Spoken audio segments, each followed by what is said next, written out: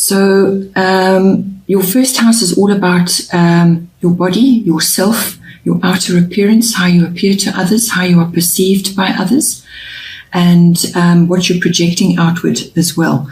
So with Libra in there, this is again an air sign, and Libra is all about finding balance. So this could just be with the way you are projecting yourself to others.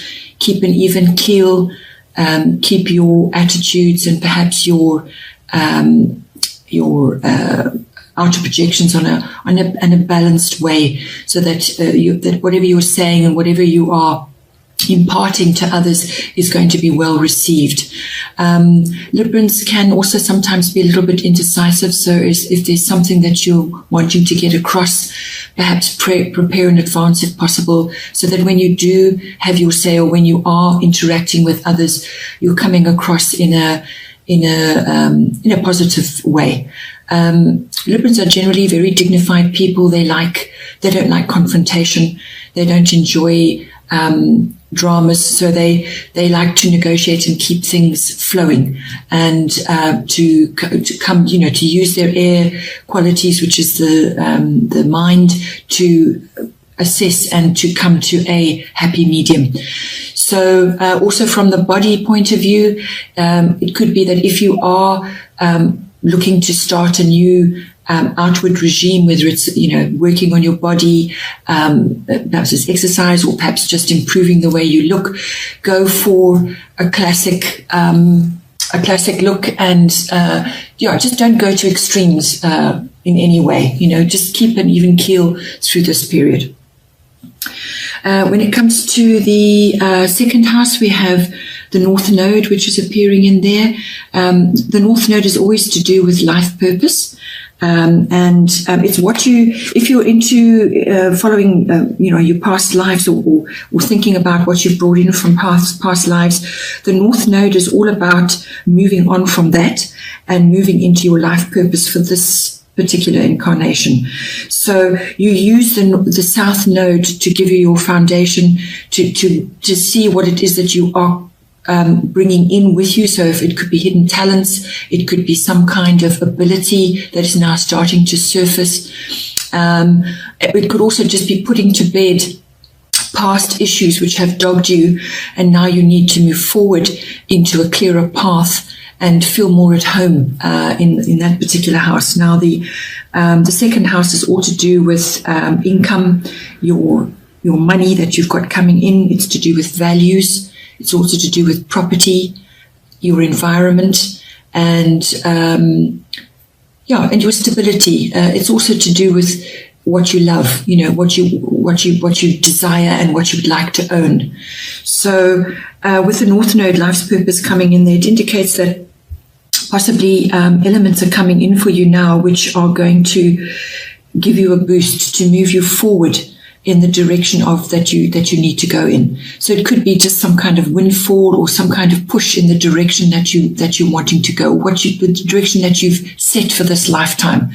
So you're starting to feel a lot more comfortable in your life purpose. There's going to be some sort of support in that endeavor. It could also just be coming home to yourself when it comes to your own values and what you want to move forward with in your life. So it's almost like a positive push in the direction of that you're wanting to head in this lifetime. So you may want to ponder a little bit, put to bed the past issues that you've perhaps dealt with, things that no longer serving you anymore, and you'd like to move on from them, and point yourself north, head north to your guiding light, and to what it is that you feel you would really like to achieve, or you would like to just lay the foundation for in this lifetime. In the third house, we have Mercury, which is mind. This is Mercury rules the third house, so it's in its own house. The third house is all to do with all forms of communication, whether it's verbal, written, even body communication. It's also to do with contracts. It's to do with your siblings and early education and short trips, like small trips. So with Mercury appearing in there, you're asked to turn your mind to what it is that you're currently saying, and what you are agreeing to in terms. So that could be contracts of some sort, and apply the analytical side of Mercury to that, and have a good look at what it is you're doing and what it is you're saying, because it also ties in with your eye balance, which is what you're projecting outwards and what's being perceived by others. So and they're both air signs. So you need to bring the air element into your third house to actually help you going forward, because there may be issues coming up. If you're in the media world, if being in the media world is part of your profession, then Mercury in there is a very good thing to have, because it's in its own house and it's all the qualities of Mercury, which is that quick decision-making, witty, inquisitive, curious, and sharp. It's a very quick thinking, think on your feet kind of energy. Also, Mercury rules electronics of all sorts. So if you are buying something, or you're drawing up a contract for something to do with that, just make sure that everything is clear and that you're absolutely 100% happy with what is being put down in terms. And if you need another set of eyes, then do that. But apply your analytical abilities in that regard. And just think about what you're saying, what you're putting down in paper, what you're actually imparting to others. If you're teaching, you may need to obviously bring in the higher principles of Mercury, which I've already mentioned.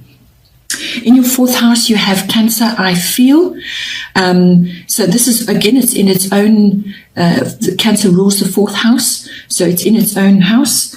And Cancerians always bring a watery element. They love their home, they love their family, and they're quite clannish. So you may be closing ranks there when it comes to your home, or just feeling the need to retreat on a regular basis. Withdrawal is necessary. Always remember the crab. The crab is associated with Cancer. They like to withdraw. They skitter along the sands of life, gathering and doing whatever it is they need to do, but they do periodically withdraw, and they have the shell to protect them should they feel insecure or threatened in any way. They've also got that massive claw, so they can be quite protective of their environment and of their family. So don't tangle with them if you're going to annoy them. So when it's applied to your fourth house, this indicates your home. So the fourth house is about your home, and it's about your early, your foundation, your roots, your family's foundation and roots. And Cancerians go through phases of the moon. They can be in full force sometimes, and then they need to withdraw. And things go through phases like that of the moon.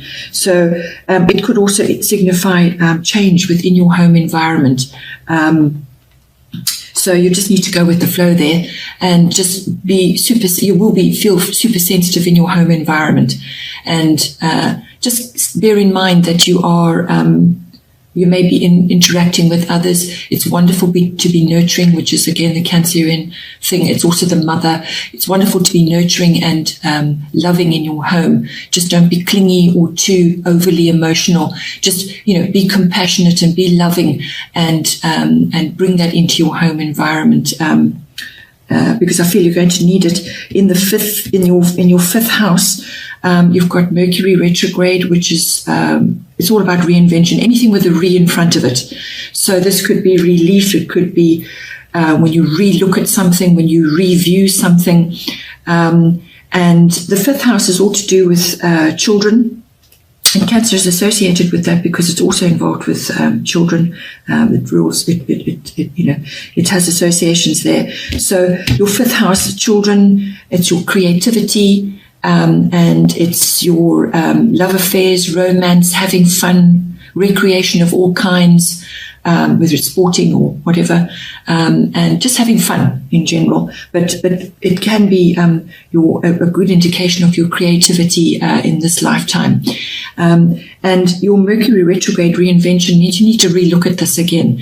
There's something that's coming up in your fifth house, which is requiring some contemplation to figure out what is working, what is not working, what perhaps need to be tweaked. If it's to do with your children, one or more of your children may be going through a phase of reinvention where they are changing how they are moving forward in the world. So you're going to be having that in your fifth house. If it's a creative project, you're going to be perhaps may have to redo something, but whatever it is that you're going to be redoing, it's giving you an opportunity to look at it again and to move forward with the revised version.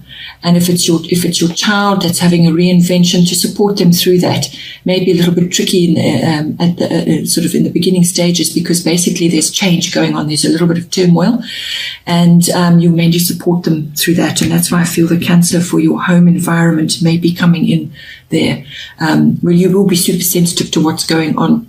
But just to stay balanced at all times. And and if it's a romance that you're undergoing, you may have somebody coming in that you've known before, or it's the second time around, or however, but it's somebody that's coming in again, or somebody that you are entering into a love affair with, or having a romantic liaison with, that you may have been with before, whether this is this lifetime or before, but basically I feel it could be just from this lifetime somebody's coming back in, or it could just be you seeing others again that you have known before. Then in the sixth house we have Leo, which is appearing there, and Leo is a very strong sign. It's a sign of strength and honor, and it's also the sign of warmth and enjoying being in the spotlight. Leos love being in the spotlight, and very creative sign, and very outgoing, very attractive, just a very uplifting energy to be around. So now it's appearing in your sixth house, which is all to do with your work projects, your routines, your daily routines, your work colleagues, your workplace, any projects that you're working on. It could be multiple projects that you're working on. And it can also indicate it's to do with your health, your physical health, and also to do with pets.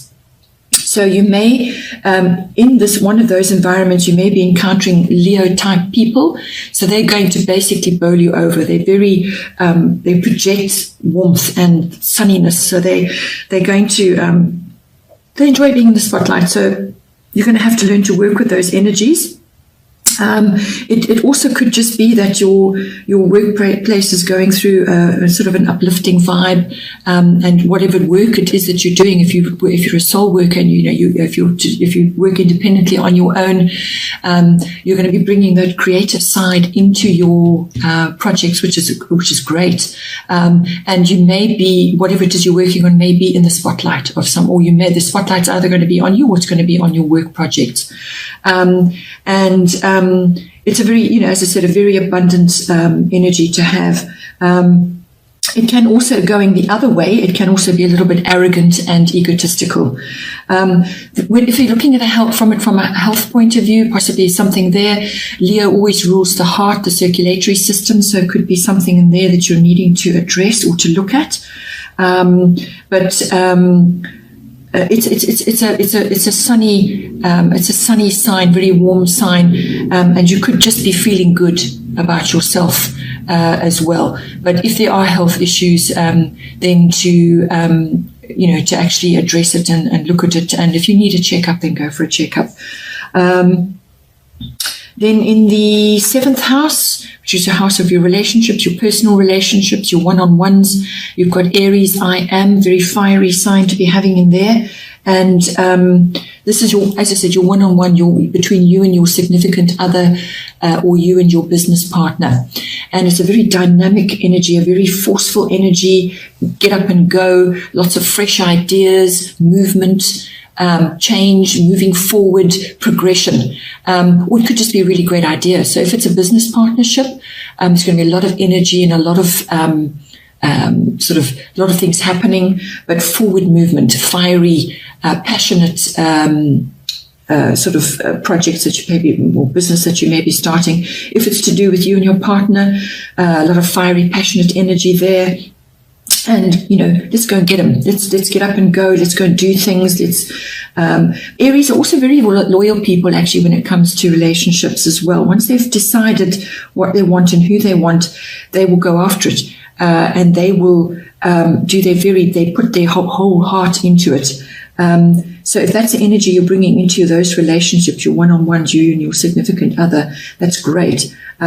It also can bring in the impulsiveness and the just very ambitious, almost sort of self-centered as well, in a way that you're going after that one particular goal, or you're actually going after that one particular person. So it can also be a very impulsive, very forceful sign. So don't overdo it, but use that passionate, fiery energy and harness the loyalty of the Aries to actually make your relationship better. Then in the 8th house, which is the house of sexual relations, sex, death, and rebirth. So more than likely that's symbolic death and rebirth. And you've got Jupiter and you've got abundance appearing there. Jupiter is the planet of abundance. It's a very positive thing to have in your 8th house. The 8th house is also the house of big finance, like investments, insurance, legacies, inheritances, and taxes. And it's also other people's money. So you could be dealing with other people's money, whether it's your professional or you're perhaps dealing with it in connection with a committed relationship. The 8th house deals with shared resources between partners. So Jupiter coming in there is very abundant, very opportunistic energy, joy, good luck, happiness, abundance. It's all those wonderful things, windfalls, just lots and lots of more and more of whatever it is that is joyful. And if it's money, well, that's money. If it's abundance, it's abundance, because abundance can come in all kinds of forms, not necessarily just money. So the resources between you and your significant other, or in your business environment, can expect to have a boost of some sort. Also, Jupiter because it's the biggest planet, it can also be a bit overbearing and a bit egotistical and exaggeration, going over the top. So just be aware that if it's to do with money, big money, just make sure that if you're making a splash or you're getting a windfall and now you need to make a massive outlay on something, just think about it. Bring in your Mercury with your 3rd house that you've got appearing there. Bring that in so that you are placing that money to the highest good. That's going to be the biggest benefit. Don't frit it away or make an impulsive purchase or make an impulsive decision. So it's covering all of that, but it's a very positive thing to have. And if it's your sexual energies with your close partner, then again it's bringing in joy and happiness to that area of your life. If it's to do with the symbolic death and the rebirth of something, it's a very positive thing, because what it means is that whatever was there before has died away, and something new is coming out of that. And to have Jupiter in that regard to whatever it might be in your life is a very positive thing.